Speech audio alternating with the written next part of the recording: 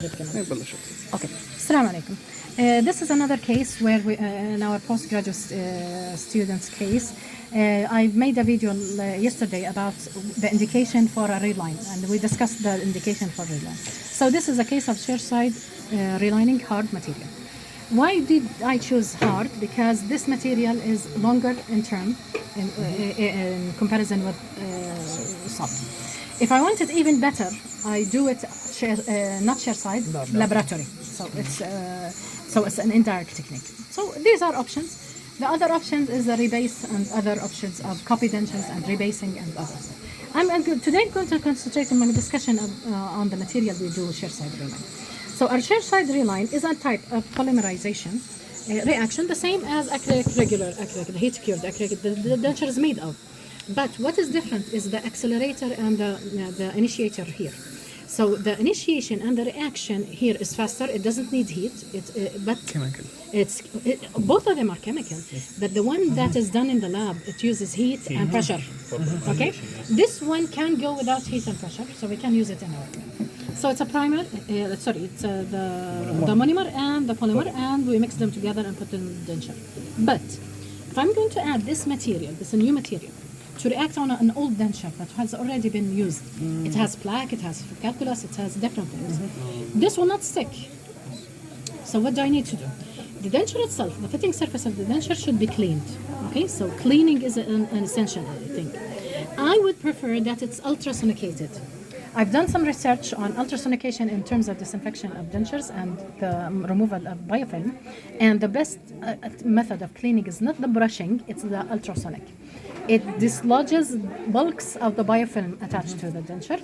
It even penetrates, the energy penetrates the implosion, something called implosion, not explosion, implosion, meaning that the cell bursts within itself in terms of candida, because candida, within 10 minutes of ultrasonication. So definitely I will do good cleaning because I don't want any biofilm. The biofilm polysaccharides will act as a separator. Okay? Then after I clean, I'm going to separate the area of the teeth. I want the relining material on the fitting surface. Anything other than the fitting surface. So this is the fitting surface. Okay, say this is the fitting surface. I want it on it. I want it here. I want it over the sulcus. I need to adjust the flanges in the sulci if they are short, for example. But I don't want the material coming here. I don't want it around here. I don't want it on the teeth. Okay, so anything I don't want the material to touch, I'm going to separate it using Vaseline. But make sure when you're using Vaseline, you don't contaminate the things that you wanted with the Vaseline. Vaseline is a separator. So try to apply it very thinly and try to manipulate the denture with tweezers rather, so you don't contaminate surfaces, okay? Or if you're holding the denture, keep holding it by your fingers from the teeth side, okay? And make sure that hand that's holding it does not contaminate the fitting surface, okay? So one hand for holding from outside and one hand from inside working. Okay. Now, how does this work? Monomer with polymer, polymerization reaction, acrylic, exothermic. It might become hot. This is volatile. You will smell definitely that this clinic had a relining session. But how does this stick to old acrylic? There is a component here called bonding agent. So this is different than this one. Okay, they are not the same monomer. This works the opposite. It dismantles polymerized chains. So this works opposite to this. It's not polymerization, it's anti-polymerization. Yes. So when I'm using this material, it should not be contaminated with this material. When I want to place this, it's only placed on the fitting surface where we said we're going to bond. I'm going to spread it. I'm going to use a different pipette for it. I don't use this pipette with this. If this contaminates this will not react correctly. It will be contaminated. It will not go into the polymerization reaction. Okay? So make sure that this is not contaminated. If I'm going to use this dish, usually with reline material, always use the silicone, so you want to clean it afterwards. If I'm using this for this material, I'm going to use this for the mixing. So don't contaminate them. Separate surfaces, different pipettes, different mixing spatulas. So separate both of them. So what do I usually do? I put from this material here, and then begin with the brush, brushing it all of the surfaces that I want to bond to. Okay?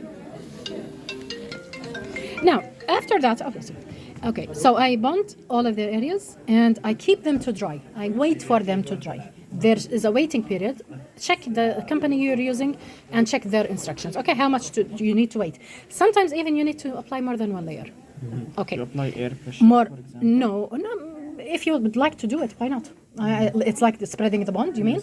It's okay. It's volatile, by the way. There's a component that's volatile, so it does get better by, but it should be dry afterwards. You can apply multiple layers. Then, after that, I change this. I change the mixing spatula. I change everything. Even this one, I invert it. I don't use it.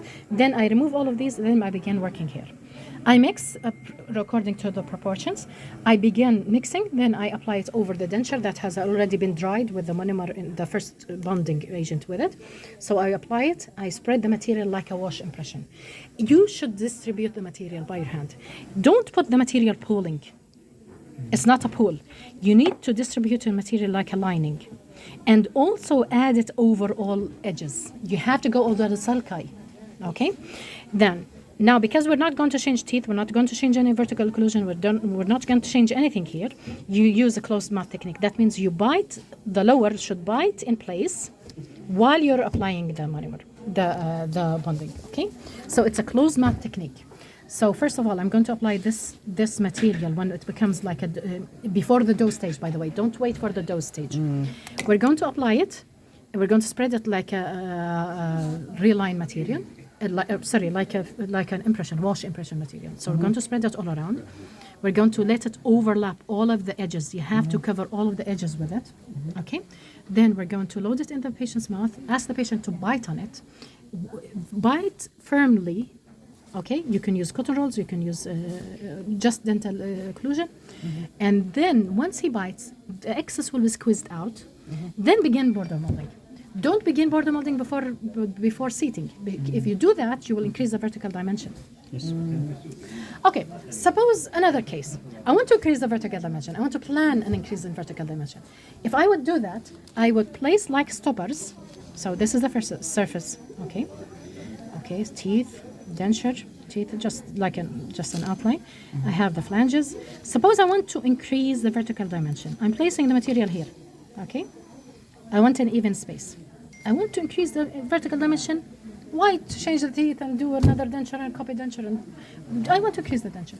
Why not place stoppers with definitive dimensions? I could make them of wax. Put a stopper here, okay, with a definite pattern, pre-measured wax. Put a stopper here, stopper here, stopper here, stopper here. Apply the material. Let the patient bite. It will act as stoppers, so you will increase the vertical dimension by 1-2 millimeter, not more. Then remove the waxes and refill the gaps or the empty spaces. Oh no, it's very fine.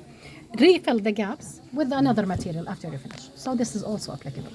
So if you need to increase vertical dimensions, place pre-measured stoppers. How much can I increase the dimension? 1 to 2 millimeter, not more. And then I need to reduce the thickness. I will have a lot of thickness afterwards. Okay? So you reduce the thickness from the outside. That if I need to increase the vertical dimension. If I don't want to increase the vertical dimension, it should be closed mouth technique. The patient is biting very well on the teeth, holding the space all of the time. Then I do border molding to border mold and make sure that all of the margins are filled out. Do I need to do the post dam at the same step or not? It depends on the retention. If I got my retention from the fitting the new surface, I don't need to add the post dam. If I feel that there are some areas that are not well designed, I could add a second layer to do a post dam. And the same morphology of the post dam, you know, the butterfly shape, you all know it. So this is how we add a relining procedure. Now, once we finish, the material will become hot. You have to instruct the patient that this will become hot. The smell is not very pleasant. Please tolerate it, but it's acceptable to be used intraorally. So it's already approved for intraoral use. But also, when it becomes a bit hot, when you've done all of the border and you're sure your border molding is done, take it out, put it in warm water, and it will be rubbery at this stage, okay? What you can, the benefit, if I have some excess here, with the blade, I can remove them. Yes. So it's easy to remove excess with the blades, okay? So have a blade close where you remove any excess you don't want on the margins. After we finish, put it back in the warm water, which is a bit hot.